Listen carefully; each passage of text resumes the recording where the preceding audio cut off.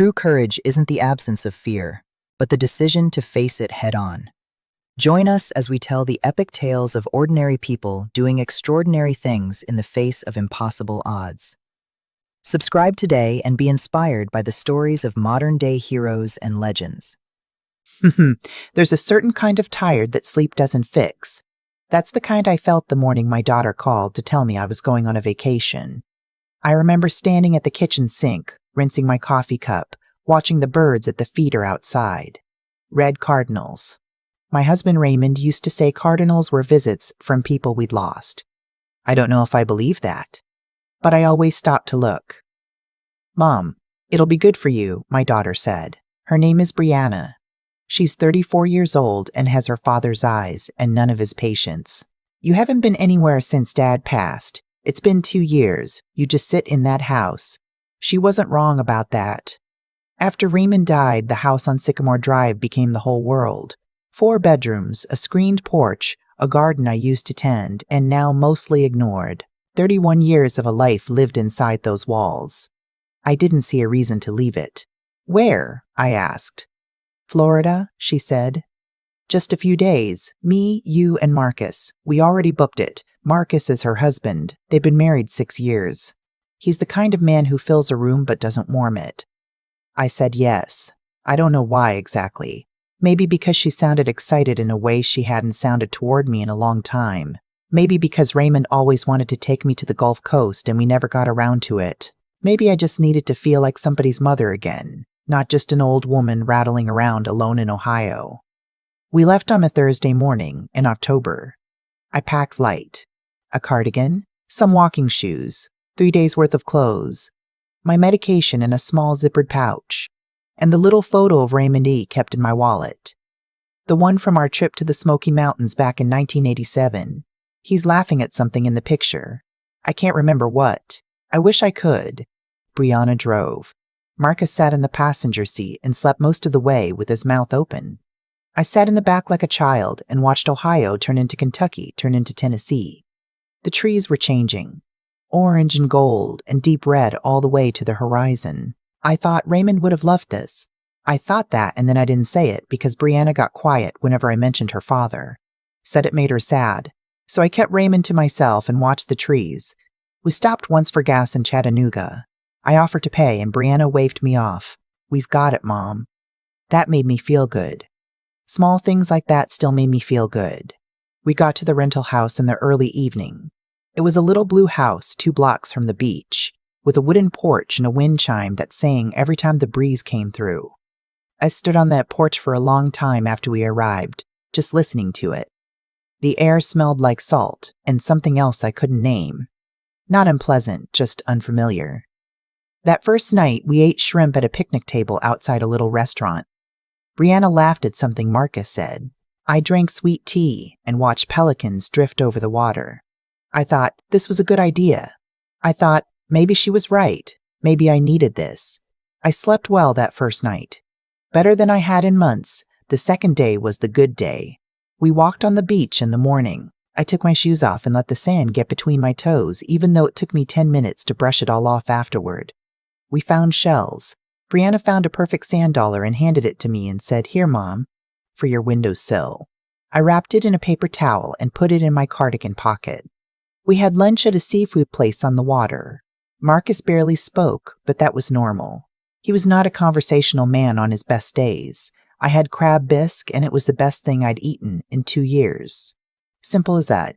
That afternoon, Brianna said she and Marcus wanted to drive out and see some property. Just a development they'd heard about, she said. Nothing serious. Would I be okay at the house for a few hours?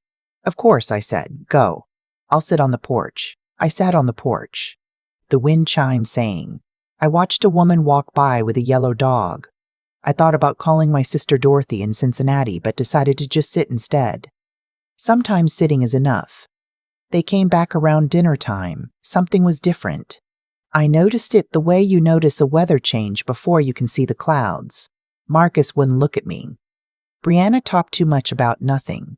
The drive, the traffic, a restaurant she saw that looked interesting. Layer after layer of words over something she didn't want me to see. I told myself I was imagining it. The third morning I woke up and the house was quiet. A different kind of quiet than sleeping quiet. I put on my robe and walked to the kitchen. Brianna's coffee cup was in the drying rack. Cold, already dried. I touched it and it felt like it had been there a while. I knocked on their bedroom door. Nothing. I opened it. The bed was made. Their bags were gone. I stood in the doorway for what felt like a long time. Then I walked to the living room and sat down on the couch and stared at the wall. The wind chime outside was going. The sound of it had been lovely 2 days ago. Now it felt like it was mocking me. My phone was on the coffee table. I picked it up and called Brianna. It went to voicemail. Her voice on the recording, cheerful and young. Leave me a message. I called again. Voicemail. I called Marcus. It rang 4 times and went to voicemail. I set the phone down very carefully, the way you set something down when your hands aren't quite steady. I looked around the room. My suitcase was still there. My cardigan was still there with the sand dollar in the pocket. Raymond's photo was in my wallet. Everything of mine was still there. Everything of theirs was gone. There was a folded piece of paper on the kitchen counter. I had walked right past it and not seen it because I was not expecting to need to look for a note. You don't expect to need to look for a note from your own daughter. It said, "Mom, rental is paid through tonight. We had to get back early. Didn't want to wake you. There's food in the fridge. Be safe. Love, B." That was it. No flight information. No offer to change my ticket. No apology. No call first. Just a folded piece of paper on a kitchen counter in a state I had never been to before, and a wind chime that wouldn't stop singing. I sat back down on the couch. I want to tell you I was angry right away. But the truth is, the first thing I felt was embarrassed. Embarrassed in the way you feel when you've trusted something and it turns out the thing wasn't trustworthy. Like the shame of it lands on you even though you didn't do anything wrong. I was 63 years old, sitting in a rented house in Florida, alone with $38 in my wallet and a return flight I didn't know how to access, because Brianna had booked everything and all the confirmation emails were in her inbox. I sat there for a while longer. Then I got up, washed my face, and started thinking. My neighbor from back home, a woman named Patrice, had a daughter who lived in the Tampa area. I had Patrice's number. I called her. Patrice answered on the second ring, and I told her what happened without crying, which I was proud of. She said, "Oh, Beverly." She said it twice. Then she said, "Hold on." 15 minutes later, she called me back with her daughter Simone's number and said Simone was already expecting my call. Simone was 30 years old and drove a white Honda with a pine tree air freshener hanging from the mirror. She showed up at the rental house 90 minutes after I called her. I had never met this woman in my life. She walked in, looked at me sitting on that couch with my suitcase next to my feet, and said, "You ready?" And I said yes. She drove me to the airport.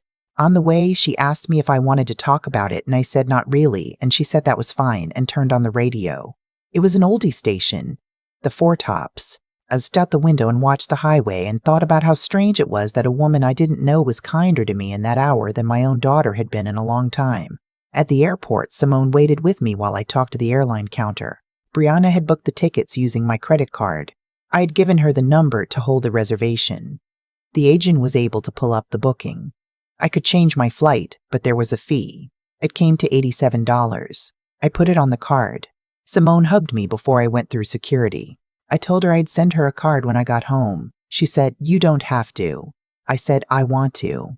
I didn't cry until I was sitting at the gate. There were very few people around. An older man was sleeping a few seats down. A teenage girl was on her phone. I turned toward the window that looked out at the runway and I let myself cry for about 4 minutes. Not long. Just enough. Then I stopped. I thought about Raymond. Not the laughing photo.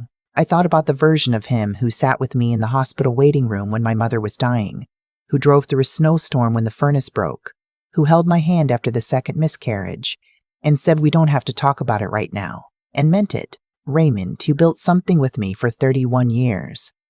And I thought about the house on Sycamore Drive. 31 years, my name on the deed. Raymond left it to me with no conditions, the way he did everything. Simply, clearly, because he trusted me. I had never thought about that house as anything other than home. I had never thought of it as something that needed protecting. I had never thought my daughter might see it differently. Something in my chest went cold. Not angry yet. just cold, quiet, careful. I called Dorothy from the gate. Dorothy, who raised 4 kids and has no patience for nonsense, and has loved me without condition for 61 years. Dorothy, I said, I need you to drive by my house. She was there in 20 minutes. She called me back from my driveway. Beverly, she said slowly, there's a car here I don't recognize. A black SUV, and I can see lights on inside. I said, is there anything on the front door? Any kind of paperwork? She got out of her car. I heard her footsteps on the walk. A pause. Beverly, she said again. Different this time. Quieter. What does it say? She read it to me. It was from a real estate office, a notice. Not legal paperwork. Not yet, but an agent notice. A pre-listing notice. The kind that gets placed when someone is preparing to sell a property. My property. I closed my eyes and sat with that for exactly 1 breath. Then I said, Dorothy, don't touch anything. Go home. I'll be there tonight. My flight landed at 8:47 in the evening. Dorothy was at arrivals. She didn't say anything when she saw me, just took my suitcase and put it in her trunk. I asked her to take me home first before going to her house. She said, Beverly, you shouldn't be alone. I said I wasn't planning to be alone for long. We pulled onto Sycamore Drive and I saw the black SUV and the lights on in my living room, and something in me became very settled. The kind of settled that isn't peace. The kind that comes when you finally understand what's happening and you decide what you're going to do about it. I got out of Dorothy's car. I walked to my front door. I put my key in my lock. My key worked because it was still my lock on my door, on my house. I opened the door. Brianna was sitting on my couch. Marcus was standing by the kitchen doorway. There was a third person I didn't recognize. A woman in a blazer with a folder on her lap who I later learned was the real estate agent. They had let themselves in with a spare key Brianna had from years ago, the one I'd given her when I had knee surgery and needed someone to check on me. Brianna looked up and the color left her face. She said, Mom, I said. Don't. I said it quietly. Not because I was trying to be dramatic, because that's the voice that came out of me. Still and certain. I looked at the woman in the blazer and I said, I don't know what you've been told, but this is my home. My name is Beverly Arlene Warren, and my name is on the deed to this house, and I would like you to leave. The woman looked at Brianna. Brianna had started to say something. Marcus had his hand on the back of his neck, looking at the floor. The agent gathered her folder and her things. She said something professional and quiet. She left. The 3 of us were alone. I set my suitcase down by the door. I said, Sit down, Brianna. She sat. Sit down, Brianna. She sat. I didn't raise my voice for a single word of what came next. I want you to understand that. Not because I wasn't hurt. I was hurt in ways I am still finding words for.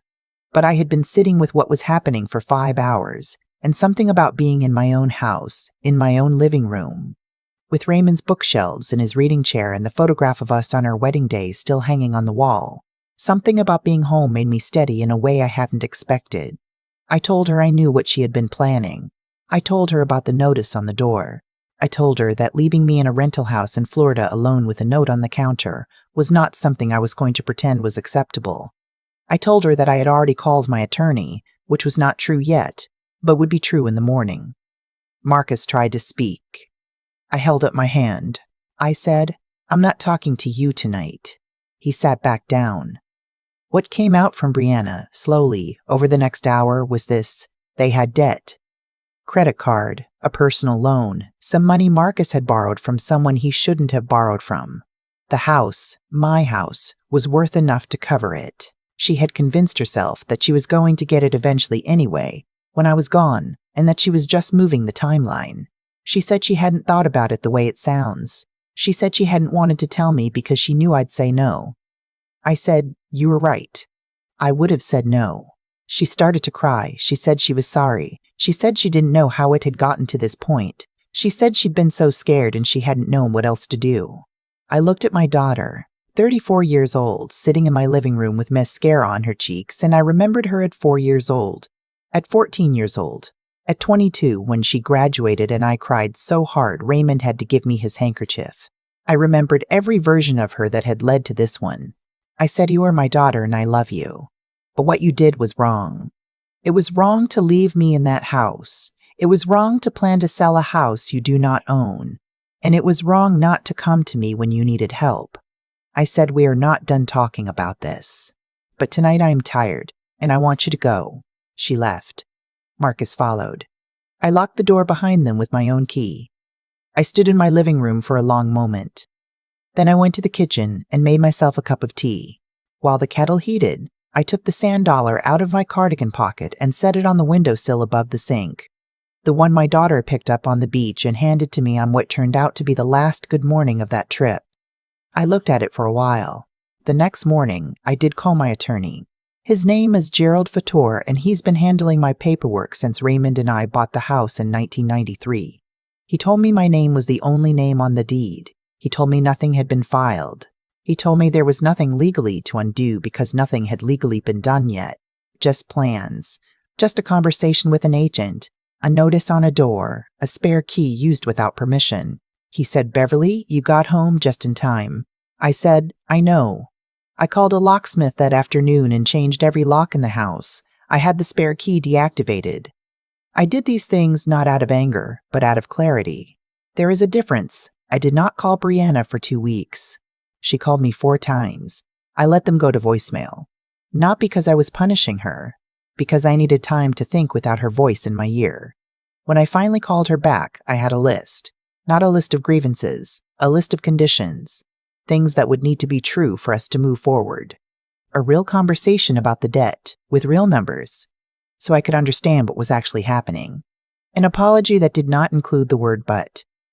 Regular communication going forward, not silence followed by emergencies. She agreed to all of it. We are not healed.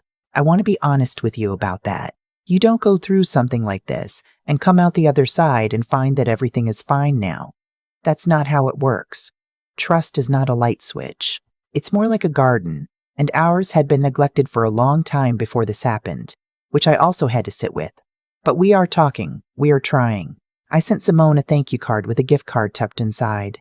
I wrote, I don't know what I would have done without you. She sent back a note that said, I'm glad you're home safe. Take care of yourself. Simple as that. A stranger who showed up and was kind. I think about her more than she probably knows. I still sit on the porch in the evenings. I still watch the feeder. Red cardinals come sometimes, and I still stop to look. The sand dollar is still on the windowsill. I thought about taking it down, but every time I go to move it, I leave it where it is. I'm not entirely sure why. Maybe because it's a reminder that the trip started as something good, that my daughter picked it up and handed it to me and said, Here, Mom, for your windowsill. That kindness was real. Whatever came after it, that moment was real. I am 63 years old. I am still here. I still have my name on my deed, my key in my lock, and my husband's chair in my living room, and I am not as easy to leave behind as my daughter thought.